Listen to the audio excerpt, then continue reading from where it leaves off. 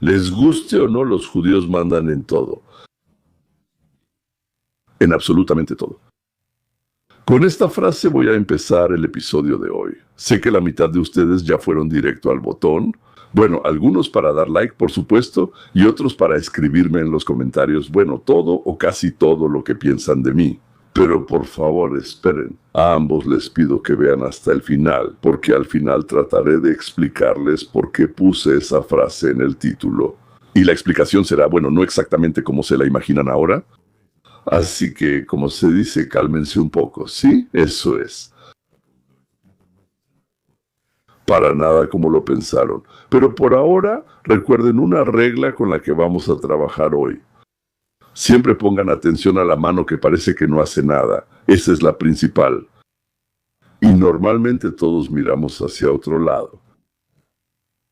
Las últimas semanas, en todas las pantallas, en todos los periódicos, de boca de tanto sabelotodo, como decían mis nietos, Trump volvió a fallar en todo. Trump volvió a fallar en todo. Otra vez, como siempre, falló en todo. El acuerdo con Israel, el acuerdo con Irán, una catástrofe. Los misiles iraníes son capaces de llegar hasta Europa Occidental. Ni siquiera se discuten en las negociaciones, como si eso fuera asunto nuestro. ¿Llegarán hasta Europa Occidental o no? La cuestión del uranio enriquecido se pospuso para un plazo de 6 días. Entonces eso mismo, sobre lo cual Irán ya ha dejado claro públicamente que no piensa cumplirlo.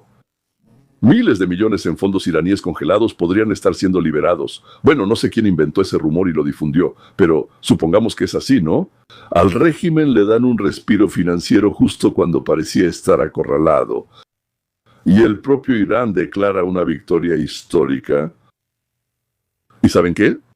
Sí, los críticos tienen razón, por supuesto tienen razón, no se inventaron nada. Irán derrotó completamente a Estados Unidos, lo puso de rodillas, hizo que Trump se arrastrara desde Washington hasta Teherán de rodillas, mientras se echaba cenizas y panásimo desmenuzado en la cabeza. Pero hay un pero, ellos pierden completamente de vista el panorama completo, porque esta partida se está jugando de nuevo con varios movimientos por delante. Y nuestros comentaristas, bueno, ellos todavía están aprendiendo o están estudiando cómo se mueven las piezas. Ellos miran la mano que mueve las piezas. Las mueve haciendo mucho ruido. Y además grita para que le presten la mayor atención posible. Aquí, miren aquí. Pero yo les propongo que miren a la otra mano. La que está tranquilamente sobre la mesa y parece que no hace nada. Y todo esto empezó con una llamada. Con una llamada telefónica en abril. El sentido de la llamada, bueno, en ese momento no lo entendí. Sospecho que nadie lo hizo. Incluyéndome a mí, lo admito. La llamada fue maravillosa. Fue absolutamente maravillosa y significativa. Pero, como dice mi filósofo favorito, Andrew Galambas, cuanto más grande y más importante es un evento, menos personas lo entienden. Definitivamente volveré a esa llamada. Y les prometo que para que entiendan de qué se trataba, primero necesito que lleguemos a un acuerdo sobre una cosa sencilla. Damas y caballeros, entonces, una cosa sencilla que es difícil de entender. Hoy intentemos partir del hecho de que Trump no es un idiota. Entiendo que para muchos esto ya es un esfuerzo intelectual demasiado grande, pero intentémoslo de todos modos. Por fin entendí por qué los críticos de izquierda interpretan literalmente cada idea, cada palabra, cada decisión de Trump como algo obviamente tonto y destinado al fracaso.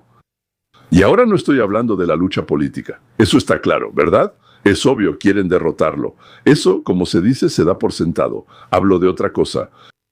Cada vez, sinceramente, no entienden lo que él está haciendo. Y eso es sorprendente, porque cuando una persona no entiende algo, tiene dos opciones. Opción número 1. Tal vez soy yo quien no ve algo, no entiende, no lo ha resuelto. Y la segunda opción es, si no entiendo, entonces él es un tonto. Así es.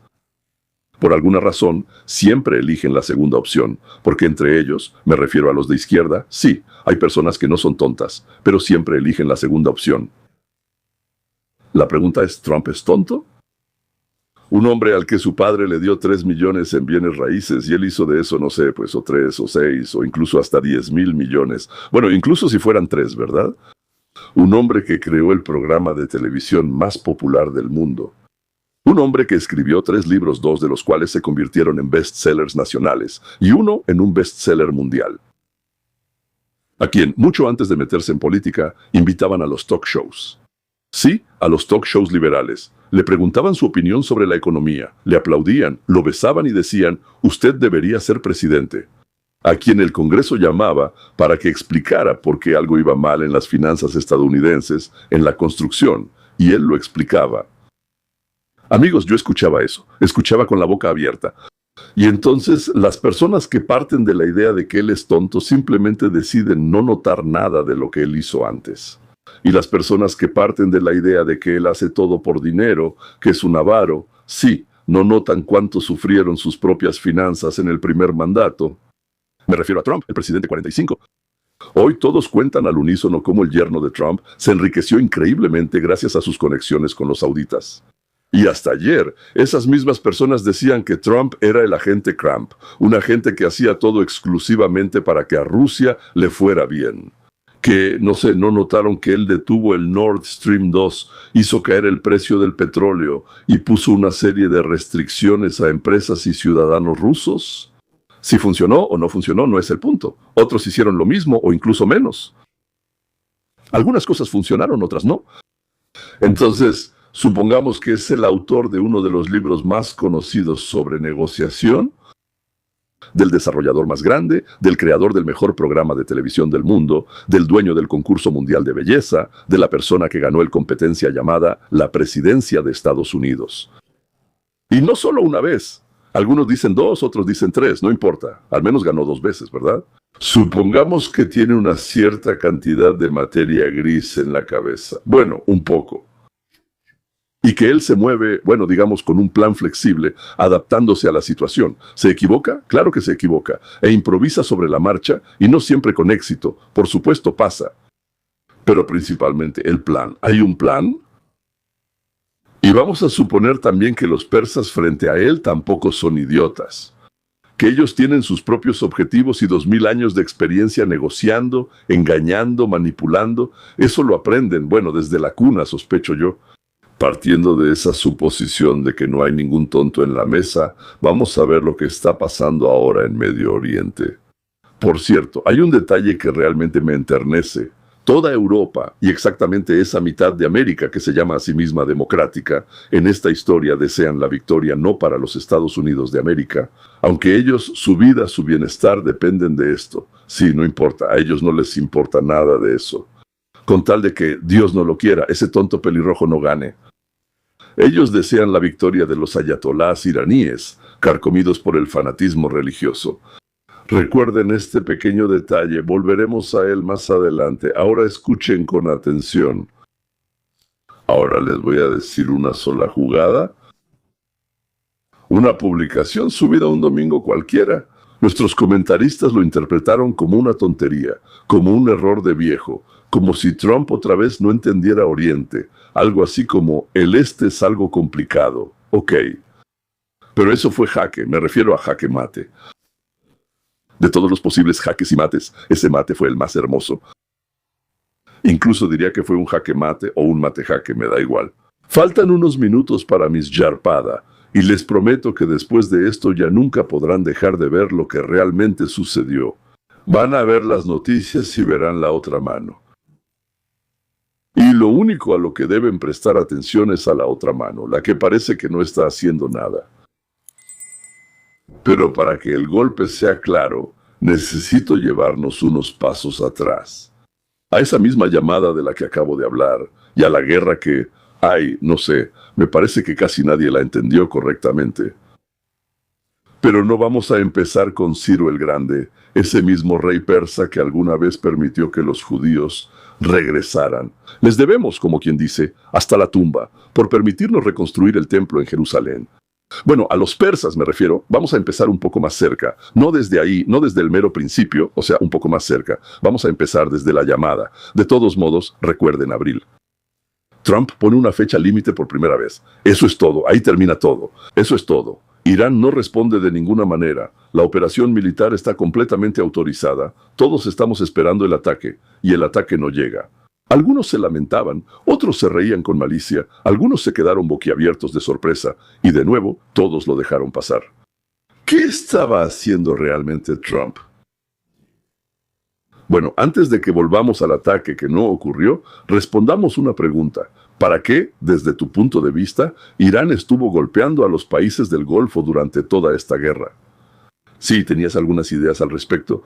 A primera vista, es una elección extraña.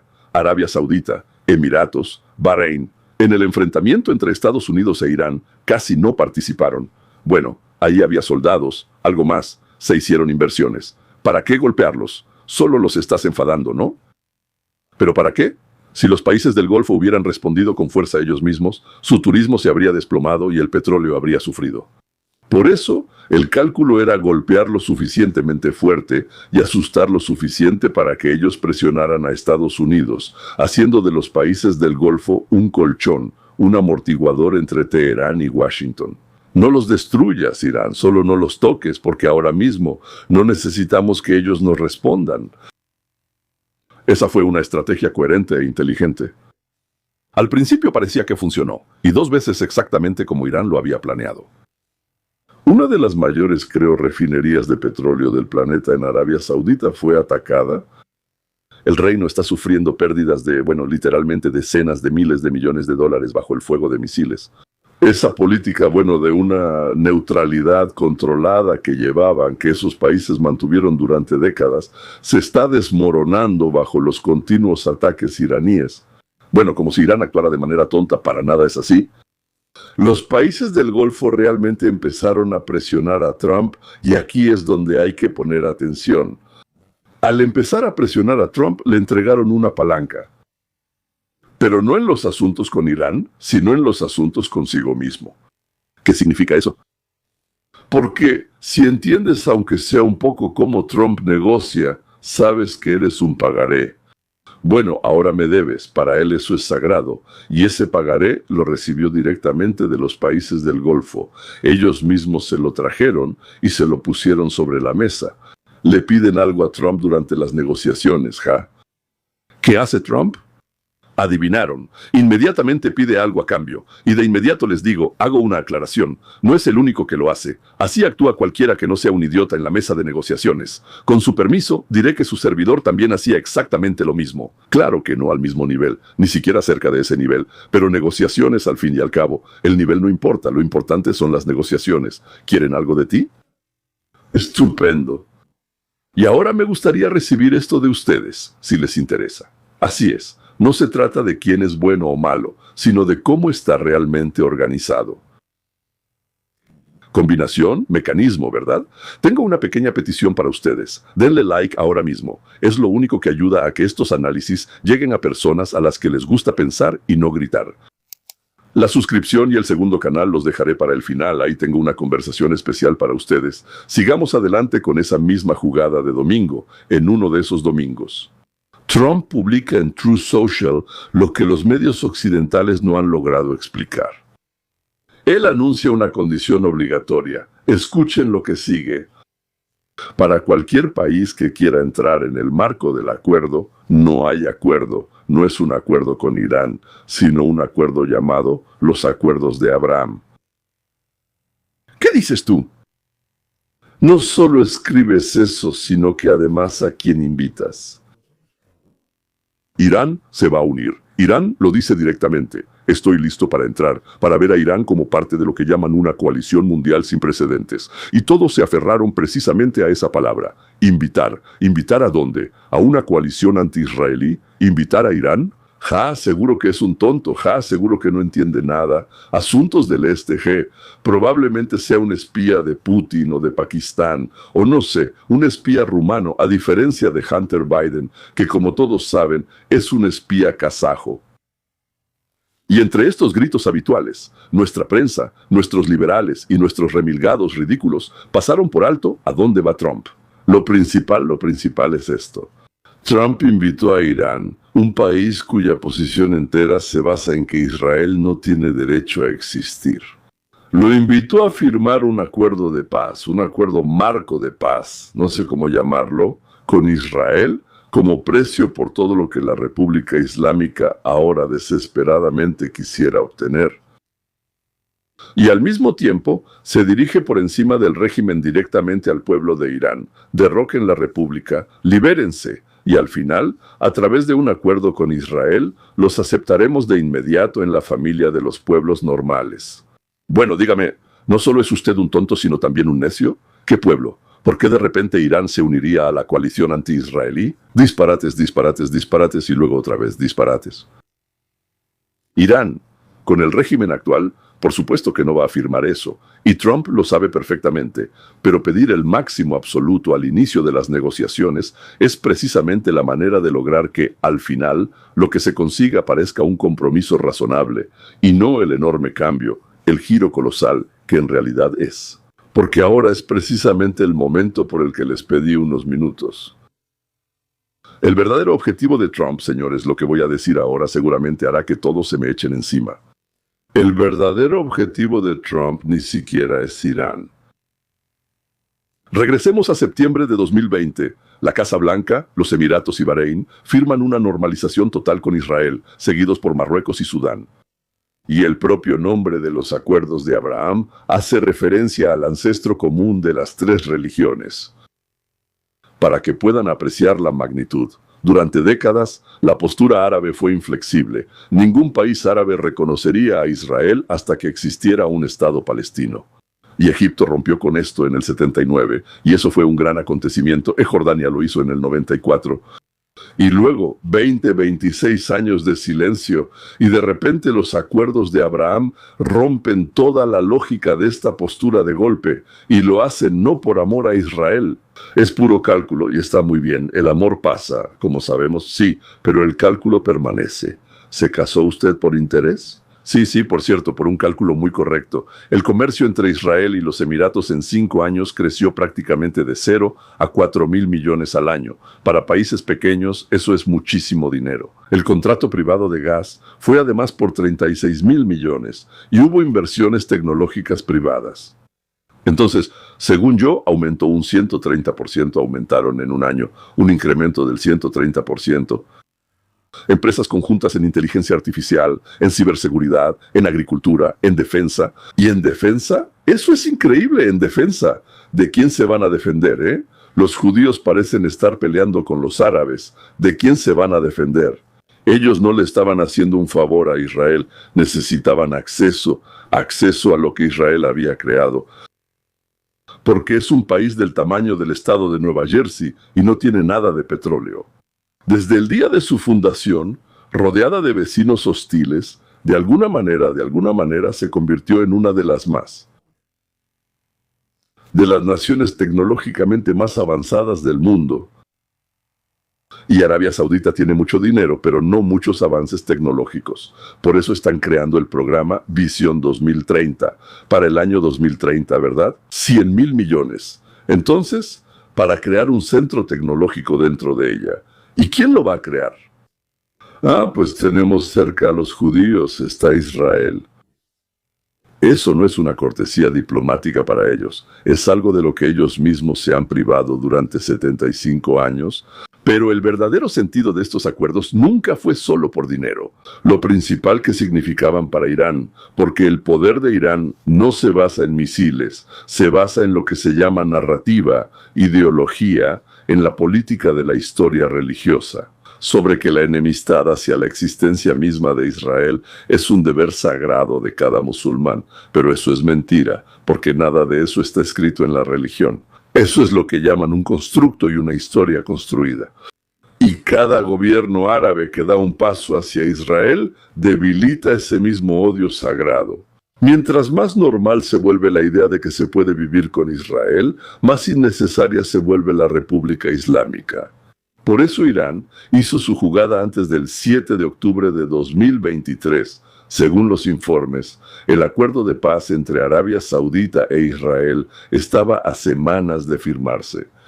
El marco estaba acordado, los canales tras bambalinas funcionaban. 5 días antes del ataque, la normalización avanzaba en serio. Eso es lo que Irán intentó detener. El 7 de octubre buscaba destruir esa dinámica, hacer que Israel pareciera el villano ante el mundo musulmán, obligar a los israelíes a responder con bombardeos y hacer que la normalización fuera prácticamente imposible políticamente para cualquier líder musulmán.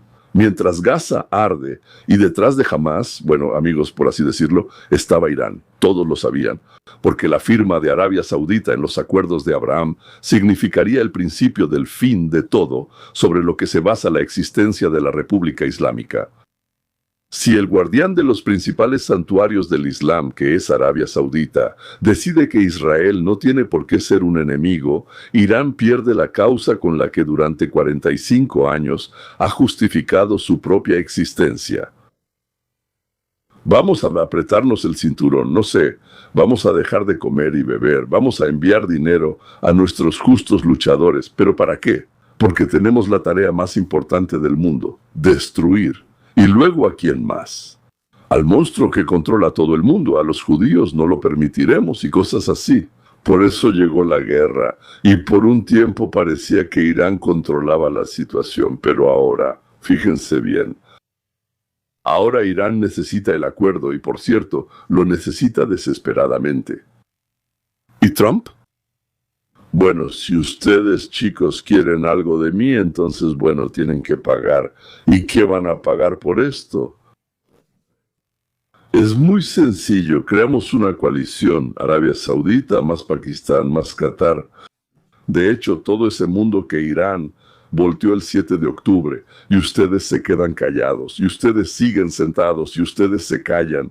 Ese mismo mundo, por cuya destrucción organizaron la masacre, ahora se presenta como el precio para salvar el régimen. Es difícil sobreestimar la ironía de quienes ordenaron esta masacre. Eso es jaque mate. Ahora, ¿por qué precisamente estos países? ¿Por qué precisamente Arabia Saudita, autoridad religiosa que se extiende sobre 1.800 millones de musulmanes? La firma de Arabia Saudita es una declaración de la máxima autoridad del mundo sunita. El conflicto con Israel está cerrado. El futuro de los musulmanes no se construye alrededor de esta lucha y la narrativa de Irán simplemente no sobrevivirá a esto. Aunque ellos, los chiitas, pueden decir que los sunitas estén allá y nosotros, los chiitas, acá, no aguantarán esto por mucho tiempo. Pakistán, por cierto, es una potencia nuclear, la única potencia nuclear musulmana y digamos un país musulmán enorme. Si Pakistán firma, la señal llegará a cada país con mayoría musulmana. Indonesia, Malasia, Bangladesh, África Occidental. Ya no se trata solo del mundo árabe. Y por último, Qatar.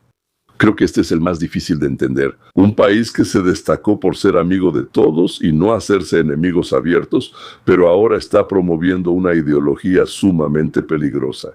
Qatar le dio un hogar a Hamás y de repente en el contexto de la normalización con Israel, personalmente considero que Qatar es un estado hostil hacia Israel.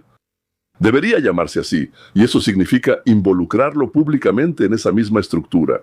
Esa es la estrategia que articula todo. Es interesante observar esa jugada porque para ellos es una sacudida brutal. Pero realmente no quieren quedarse fuera de este mundo, porque si se quedan ahí en la oscuridad, el mundo los va a dejar atrás en 3 pasos. Ah, por favor no se olviden de China, que está por encima y por debajo de todo esto. Injizca, el corredor económico India-Oriente Medio-Europa. ¿Y qué es eso?, preguntarán ustedes. Ah, es una ruta comercial a través de los Emiratos, Arabia Saudita y Jordania, que debe competir con el proyecto chino y que intencionalmente evita a Irán. El estrecho de Hormuz, el lazo en el cuello del petróleo mundial que controla Irán. Esta construcción potencialmente resuelve eso también. Aquí es donde está la genialidad de la jugada, la esencia misma. 45 años de presión estadounidense, sanciones, asesinatos selectivos, ciberataques, ataques militares no acabaron con Irán, 6 semanas de bombardeos no lo acabaron. Se puede considerar destruir las instalaciones nucleares, las reconstruirán en sus cuevas, se puede eliminar a los líderes, vendrán otros nuevos, sí. Ni más ni menos, serán iguales. Deja de ser una sorpresa, se convierte en un hecho que hay que aceptar. No se puede matar una idea físicamente, por eso es una ideología. Es ideológica, no la vas a doblegar. Y entonces la pregunta cambia, no es cómo destruir Irán o Irán tal como existe hoy en día. Sí, ¿y qué hacer con una amenaza que no se puede eliminar con una bomba? Y parece que el primer presidente de los Estados Unidos de América que se hizo esa pregunta fue Donald J. Trump. Por eso, la respuesta a la que parece estar llegando Trump es construir una configuración regional en la que Irán quede estratégicamente aislado, donde la Meca y la única potencia nuclear musulmana del mundo.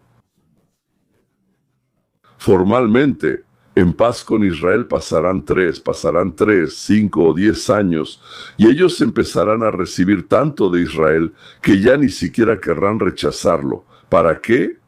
¿Dónde está la coalición de países, cada uno con sus propias razones, formada en contra de las ambiciones iraníes? Aquí está formada. Porque tenemos un enemigo común, y no es Israel. Israel era un enemigo inventado. ¿Entiendes? Hay que inventar un enemigo para explicarle a la gente por qué no reciben y no viven una vida tan buena como desde su punto de vista deberían tener. En la vida siempre hay un enemigo externo. Aquí están los judíos. Ellos son los que han tomado el control. Ellos son los que hacen esto. Ellos son los que usurpan, acaparan. Nosotros debemos... Y si el mundo musulmán resiste, bueno, por decir algo, el mundo sunita resiste a Irán, que es el principal enemigo, eso de inmediato convierte a Israel en un aliado necesario. Y aquí lo increíblemente importante es no construir relaciones solo durante la presidencia de Trump. Y luego, como quien dice, se suelta el volante y ¡zas! ¿Quién sabe hacia dónde nos va a llevar? Pero hay que fijarlo de tal manera que, sin importar quién esté en la oficina oval, esto no se desmorone. O sea, que no pase lo que pasó después de Ronald Reagan. Ahora no me refiero a los asuntos internacionales, aunque esos también, por cierto, sí, me refiero a lo interno. Una coalición basada en intereses comunes, y no en la presión estadounidense, debe sostenerse por su propio peso. El Medio Oriente no debe depender de quién esté hoy en la Casa Blanca. Eso es, una visión a largo plazo. Realmente quiero que ahora mismo entiendan lo que está pasando. Esta es la mano que, como si no hiciera nada, simplemente descansa tranquilamente sobre la mesa. Seamos honestos, hasta la firma, que por así decirlo, probablemente nos llevará muy lejos. Irán ya está echándose para atrás en los compromisos de la semana pasada. Qatar, durante años, construyó su identidad precisamente en eso, en lo que significa, bueno, por así decirlo, mantenerse al margen pero discretamente ahí. Financiar actividades anti-israelíes, anti-judías. Arabia Saudita en este momento se enfrenta a una resistencia interna colosal, financiada por Irán. Por supuesto, todo esto bien podría desmoronarse, pero la cuestión ha cambiado. Irán tiene esta idea, y como respuesta se está formando una coalición de países, cada uno de los cuales tiene razones para mantener esta idea bajo control. Eso, sí. Esa es otra respuesta al problema. Es otra respuesta al problema que ha resistido todas las demás respuestas durante 45 años. Y ahora, como lo prometí, vamos a ser un poco sarcásticos o irónicos, vamos a bromear un poco. ¿Han visto al menos a uno de esos que gritan, Trump es un tonto, hacer un análisis normal de la situación teniendo en cuenta una docena de factores? La respuesta es simple, no. Ellos solo consideran dos factores. El primero, la cantidad de monedas de plata. El segundo, ser aceptados en la alta sociedad, compuesta por la misma clase de gente. ¿Y por qué quieren tanto pertenecer precisamente a esa sociedad? Muy simple, porque un tonto reconoce a otro tonto desde lejos. ¿Y saben qué me reconforta? Que los líderes de los países sunitas, encabezados por los guardianes de los santuarios musulmanes, entienden perfectamente quién es su enemigo y quién puede serles útil. No se trata de un amigo, se trata de quién puede serles útil. No tienen en cuenta ninguna otra consideración, ni ideológica ni religiosa, en sus cálculos. Aún así, no son tan idiotas como los líderes democráticos socialistas legalmente elegidos de la Unión Europea. ¿Quieren ver a unos idiotas? Vayan a Europa, entren a cualquier parlamento, ni siquiera el principal, simplemente no el de Bruselas, sino cualquiera. Y encontrarán prácticamente en cada uno que conozcan una enorme cantidad de idiotas. Y alguien me dirá, ¿y qué? ¿En América? Bueno, díganme, en América es mejor, ¿verdad? Bueno, primero que nada, ellos tienen parlamento y nosotros Congreso, y no tenemos el 100% de idiotas como ellos, sino que nosotros solo tenemos 75% de idiotas. En el Senado dicen que hay aún menos, pero la verdad no lo creo mucho. ¿Y saben por qué muchas leyes no se aprueban aquí? No es porque nuestros representantes no quieran, sino porque simplemente no son capaces de entenderlas. No son capaces de entenderlas. Ellos... En esta nota optimista, con la prueba de que aquí, después de todo, estamos mucho mejor que en Europa, casi terminamos. Bueno, ahora seguramente preguntarán, Lil, ¿y qué tiene que ver el título? ¿Por qué los judíos mandan en todo? Ajá, por fin me lo preguntaron, lo estaba esperando. ¿Qué tiene que ver esto con todo lo que estuviste contando aquí durante media hora? Pues tiene que ver con esto. Los judíos tienen que ver absolutamente con todo, con todo. Con todo. No están seguros. Pregúntenle a la ONU, la Organización de las Naciones Unidas. Pregunten cuántas resoluciones han adoptado en los últimos 20 años. Cuántas de ellas son de condena y qué porcentaje de esas resoluciones de condena están dedicadas a un solo Estado. Israel. Hagan la cuenta y verán quiénes son las personas más importantes en este planeta. ¿Más importantes que cualquier otra persona? Ahora, recuerdan al sargento Gilad, ¿verdad? Gilad. Por un sargento israelí capturado de origen judío, pidieron a cambio más de 1000 prisioneros árabes. Y con eso establecieron el precio de una vez por todas. El precio de un judío. Un judío equivale a 1020 de esos árabes. Según mis cálculos, bueno, es aproximadamente justo. Los parientes georgianos de mi esposa dicen que los georgianos son mejores, que los armenios son peores. Yo estoy con los armenios. Lo admito, no lo he comprobado. Creo que ellos tienen otra idea al respecto. Tal vez incluso todo lo contrario. Pues bien, en lo que respecta al conflicto árabe-israelí, es hora de actualizar un poco el viejo dicho. Antes se decía, por uno golpeado, dan dos que no han sido golpeados. Y ahora habrá que decir así, por uno afeitado, dan 1027 que no están afeitados. Por uno afeitado, dan 1027 que no están afeitados. Y eso está bien, sí, así debe ser. Y sin embargo, lo principal no son los números. Lo principal es esto. No sé si se firmará ese acuerdo del que hablan los medios de comunicación, supuestamente porque tienen esa información. Ellos la recibieron, la filtraron, ellos saben. No lo sé. Tal vez lo firmen mañana, o tal vez en un mes, o tal vez nunca. Las posibilidades de que sí y de que no son iguales, incluso un poco menos. Pero no diré de qué lado hay menos. Pero sé una cosa. Por primera vez en 45 años, la cuestión en Medio Oriente se ha planteado correctamente. Y mientras todos miraban la mano que hacía ruido, la silenciosa estaba armando en el tablero una partida completamente diferente. Por eso, para terminar, una vez más, siempre presten atención a la mano que parece no hacer nada. Esa es la principal. Si este análisis les fue útil, hagan dos cosas. Primero, suscríbanse a este canal. Aquí, todos los días sale un análisis, o tal vez hasta dos. Brevemente sobre lo que está pasando, y con honestidad sobre lo que hay detrás de esto. Para todos. Lo segundo, si no les parece suficiente lo que está pasando, y quieren llegar a la raíz de por qué todo está organizado de una u otra manera, tengo un segundo canal. Se llama Dorožna Karta Svobode. También está aquí en YouTube. Ahí hay 2 episodios a la semana, pausados y profundos, para quienes les gusta pensar. El enlace está debajo de este video. Ahí los estaré esperando. En fin, damas y caballeros. Hasta la próxima. Y, para que lo recuerden, no pierdan de vista la mano.